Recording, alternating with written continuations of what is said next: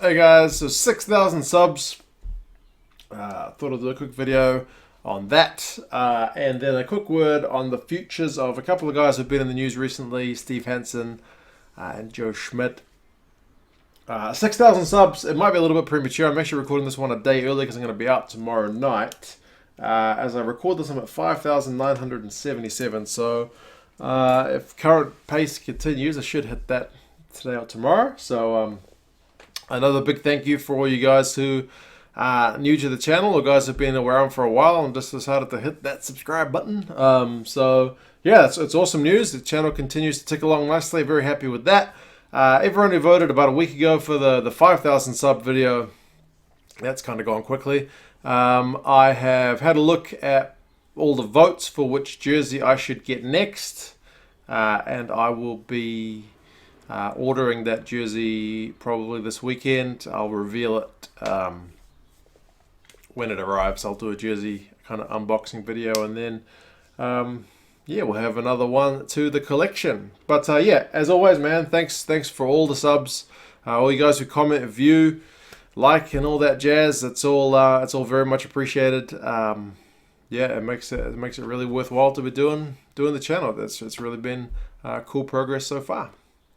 Now, Steve Hansen had an announcement the other day where he said he's going to make a decision about, or an announcement about his decision about his future before Christmas, and all talk seems to be that he's probably going to step down. It would kind of make sense. He's been there a wee while now, and he's got a pretty good record. Some would argue they're kind of at the precipice and about to fall down, with a bunch of countries not too far away. The All Blacks having had previously established a pretty clear dominance. That dominance seems to be gone at the minute. But with the World Cup around the corner, it would kind of make sense to be a chance to call it quits. No guarantees. He may decide to stay on, but all talk is that he's probably going to go. So then the question becomes, who is his replacement going to be? And that leads into this question, because this man, Joe Schmidt, coach of Ireland, he gets talked about a lot at the minute as a potential replacement. Now, it's probably a bit presumptuous to just assume that if they dangle that carrot in front of Joe, that he is immediately going to snap that job up. Obviously, he is a Kiwi, but boy, has he been in Ireland for a long time. He's got a team that he's kind of molded, and it's playing obviously the way that he wants because they're playing winning rugby. So I don't think it's just a matter of course that he leaves that job. Apparently, there's rumors that if it's kind of leaning one way or the other, the ones that I've read recently, and I mean it's all hearsay kind of stuff, but that he's leaning towards staying, which would be really cool news for Ireland, because I don't know, wouldn't it be great if he could kind of set up a dynasty of his own?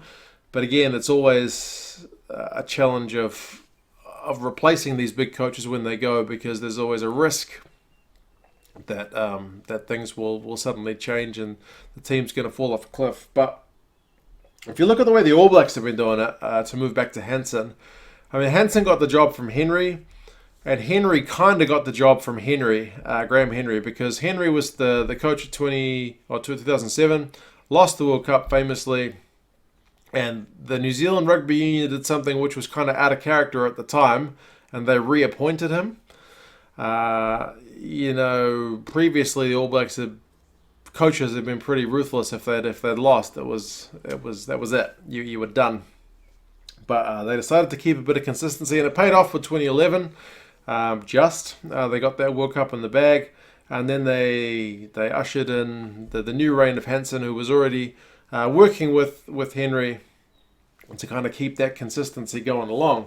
And that seems to have worked. And all the talk up until recently has been that Foster would take over. He's currently the assistant, so he would kind of be along that same line of thinking, that you keep the assistant along, and that there's not much kind of turmoil in transition. It's kind of the same guys with the same thinking, and that there's no real speed bumps on the way. Things just kind of keep ticking along with maybe only minor adjustments.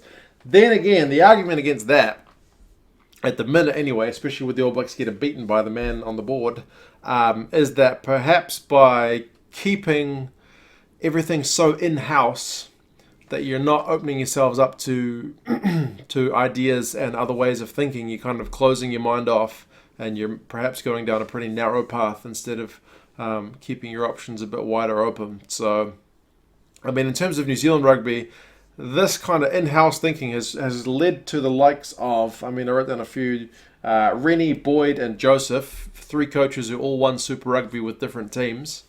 They all ended up leaving. Boyd was the most vocal, basically saying, after a Super Rugby coach in New Zealand, there's no other places to go. I'm not going to be able to get the All Blacks job despite winning Super Rugby with the Hurricanes. So I'm just going to go abroad. You know, all these guys, Rennie's coaching in the Pro 14, Boyd's in the Premiership, and Joseph is coaching Japan. So it's pretty much they all went as far as they could go in New Zealand and decided to call it quits. So yeah, it basically seems so far, unless you've been in that setup, you haven't got a chance of getting that that top All Blacks job. But perhaps now is going to be a time of change if the All Blacks results don't go the way that New Zealand rugby wants them to. I guess perhaps 2019 will be a big test of that plan. But if they want to do something like what Wales are doing with their succession plan, they may want to get it sorted out a little bit quicker. I mean, speaking of Wales, I mean, apart from Schmidt, there's the likes of Gatland, who perhaps he is coming back to New Zealand, so he could perhaps be putting his hat in the ring. I don't feel like he would be a popular choice in New Zealand, but he's certainly got the pedigree for it. I think a more popular choice would probably be Scott Robertson from the Crusaders. I believe he is off contract with the Crusaders in 2019.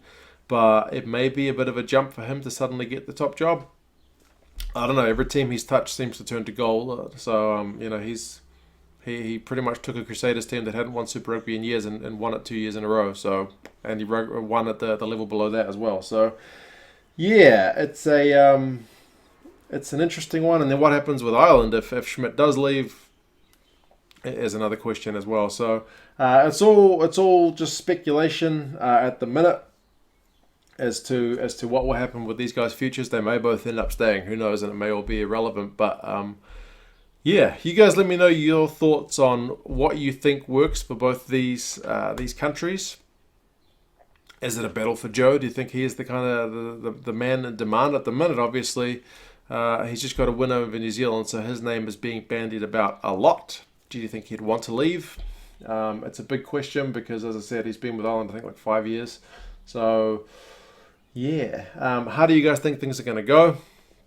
Let me know your thoughts with both of these, and yeah, thanks again for 6K, assuming it gets there by the time this video is up. Otherwise, it'll be close.